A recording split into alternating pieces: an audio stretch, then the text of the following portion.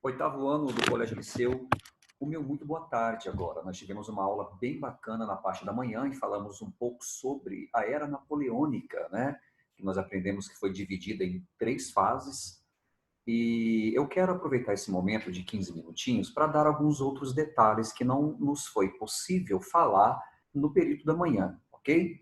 E para tanto eu quero compartilhar com vocês aqui um slide, tá? Para nós retomarmos esse tema, um tema muito importante, tá? Que também, é claro, matéria de vestibular. O período napoleônico, ele é basicamente dividido em 3 períodos, né? O período do consulado, o período aonde, na verdade, o Napoleão Bonaparte torna-se imperador, um período de 10 anos, e o último período, os 100 dias, que Napoleão ele fica no poder e depois ele é novamente tirado do poder. Nós iremos falar um pouco mais sobre isso, tá? No período do consulado, Napoleão Bonaparte ele se torna um dos cônsules, porque a igreja, porque a Revolução Francesa, ela, apesar de todos os esforços dos jacobinos e dos girondinos, que eram, na verdade, grupos políticos que lutavam entre eles para conseguirem maior poder e uma maior influência, até aquele momento, infelizmente, não conseguiu colocar a França nos trilhos. É claro que muitas coisas começaram a mudar e mudaram realmente, a chamada liberdade, igualdade, fraternidade, né? Tudo isso a custas de muito derramamento de sangue através da guilhotina. Quem não se lembra, por exemplo, de Robespierre, né? Que ele impôs lá o regime do terror na China, em Paris, na França. O tempo passa e observa-se que no campo das batalhas do militarismo, um jovem militar se destaca pelas suas habilidades, de como ele vence certas batalhas, e alguém pensa, por que não chamá-lo, né, para fazer parte de um governo novo na França? E chamam o Napoleão Bonaparte, que ele, no primeiro momento, na primeira fase do período napoleônico, né, a fase do diretório, ele fica ali com mais algumas pessoas tentando organizar a França. Vamos aqui novamente voltar, né, compartilhar a tela, e aí eu já vou para o nosso livro, tá? Nós aprendemos que o período de Napoleão ele dura 16 anos, dividido nesses 3 períodos. Ao longo desse período, o Napoleão Bonaparte ele consegue pacificar internamente a França, que estava passando por momentos de revoltas muito grandes, tanto revoltas sociais, como também no campo da política, ninguém se entendia, e ele, com um toque sutil e com muita habilidade política, uma vez que ele se redireciona novamente para o clero, né? O clero esse que tinha perdido muitas terras dentro da Revolução Francesa, agora ele dá um jeito de atrair as atenções, de se alinhar ao clero, e também se alinha à nobreza, porque na verdade ninguém pode governar absolutamente sozinho, então ele pega esses 2 grupos sociais poderosos da França para arregimentar o próprio governo. E ele consegue, de uma certa forma, trazer uma pacificação interna para a França. Uma segunda característica do governo de Napoleão Bonaparte é que ele conseguiu desenvolver as indústrias e a própria economia, tá? Tudo isso favorecendo a própria burguesia, a burguesia que ele estava atrelado a ela nesse momento.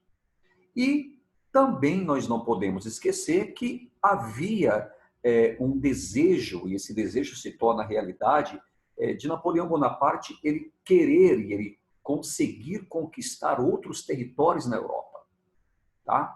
E isso faz com que o nome Napoleão Bonaparte se tornasse muito grande na Europa e muito temeroso, afinal de contas, ele decreta o bloqueio continental, O bloqueio continental, nós sabemos o que foi, né? Era dos métodos que a equipe de Napoleão Bonaparte pensou para derrotar a rainha dos mares, chamada Inglaterra, uma vez que no fronte armado seria muito difícil os franceses derrotarem os ingleses.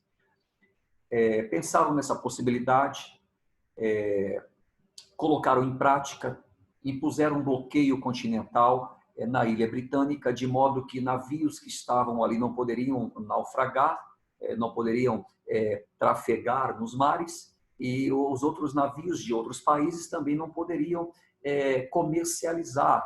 A intenção era muito clara de fazer com que houvesse uma ruína econômica e financeira para a Inglaterra. Claro que com o tempo isso não dá certo, o feitiço vira-se contra o feiticeiro, mas países que desobedeceram Napoleão Bonaparte no bloqueio continental pagaram, e pagaram muito caro, porque tiveram suas terras invadidas. Foi o próprio caso da Rússia, tá? E também de Portugal, ao ponto de a família real portuguesa ter que sair muito rapidamente dali para livrar a própria pele, e eles foram escoltados pela marinha inglesa, pelo Oceano Atlântico, até chegar no Brasil e já iniciando o processo de independência do Brasil. Mas é uma outra história. Só para você ter uma ideia que um fato histórico desencadeia também um outro fato histórico, ok? Vamos então continuar aqui. Tá? Estamos falando sobre o período napoleônico. Eu vou aqui mudar aqui o slide, tá? Napoleão Bonaparte também ele é conhecido como como alguém que ele quer organizar a própria casa, né, a França, e para isso ele investe num novo código, o Código Napoleônico, e algumas características interessantes, né, de liberdade, por exemplo, o casamento civil, a questão do divórcio, né, agora poderiam se divorciar normalmente, a liberdade e igualdade de todos perante a lei. Não nos esqueçamos que a lei, as pessoas não eram iguais perante a lei. Um nobre, por exemplo, ele tinha uma pena muito mais atenuada, né, em relação ao delito que ele fazia, se comparado o mesmo delito com alguém do povo, um camponês, um trabalhador urbano. Então ele quis igualar as coisas. Ele quis colocar os seres humanos infratores, entendeu? Que agora seriam sujeitos e seriam penalizados de acordo, entendeu? Igualitariamente com a mesma lei. Outra coisa que Napoleão Bonaparte ele atentou no Código Napoleônico foi em relação à propriedade privada. Tá? Que nenhum indivíduo poderia invadir uma propriedade alheia, ou seja, que não fosse dele, porque pagaria, e pagaria muito caro em relação a isso. Note que o Napoleão Bonaparte ele realmente tinha ares capitalistas, por assim dizer. Vamos ver aqui o que mais.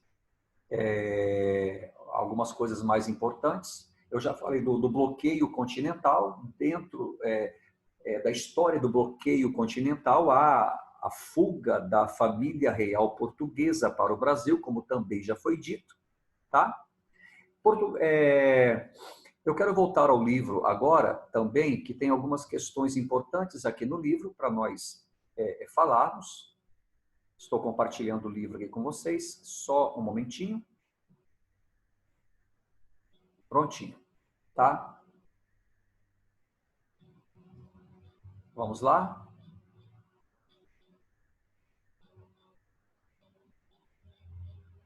Napoleão Bonaparte na Europa. O segundo parágrafo do livro diz assim: a Inglaterra era um antigo inimigo da França.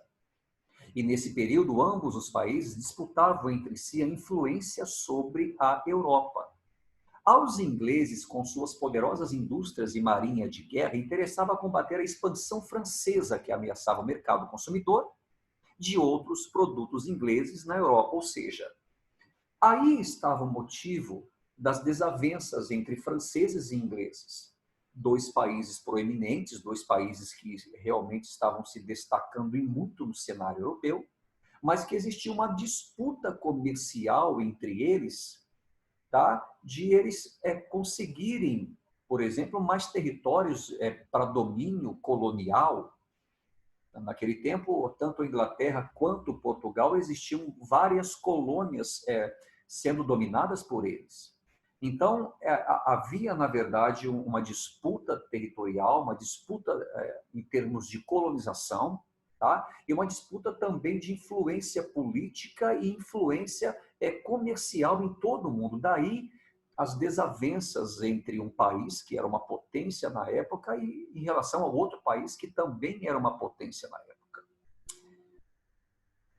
Vamos compartilhar mais alguma coisa aqui. Eu vou voltar aqui novamente aos slides, tá? Olha só. E aqui já está falando sobre o governo dos 100 dias, né? Está muito rapidamente aqui, e na verdade nós não temos muito tempo para dar detalhes, tá? Mas aqui já fala sobre o governo de 100 dias, né? O Napoleão Bonaparte ele é derrotado na Bélgica, em Waterloo, e nesta derrota, ele, no primeiro momento, ele é exilado, ele é preso. Depois, passado um tempo, ele volta novamente ao poder na França e fica exatamente 100 dias.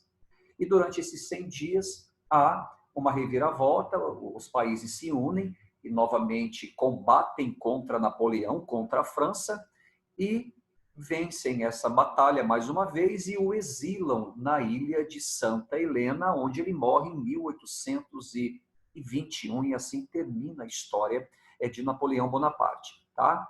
É interessante quando a história de Napoleão Bonaparte ela termina, os países tradicionais que tinham uma tradição monárquica se reúnem na Áustria, em Viena, e eles refazem um mapa, que o mapa foi muito mexido pelas mãos e pela ousadia e pelo militarismo de Napoleão Bonaparte. A Europa estava toda mexida.